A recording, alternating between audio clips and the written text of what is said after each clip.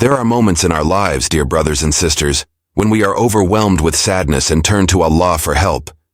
Do you know that even the prophets and holy people before us would pray and ask, "O Allah, when your help will come?" They faced immense trials from all sides, including the messenger and those closest to him, questioning when Allah's help would come. But they were reminded to be patient, and Allah is always by your side. I once heard from a scholar that every dua is known and heard by Allah. Some duas are answered within days. For others it takes months, and for some it may take years. But never ever think that Allah has not accepted your dua. Reflect on your own life. How many duas you made years ago were answered when the time was right? They came exactly when they were meant to. This is Allah's plan. Trust in Him.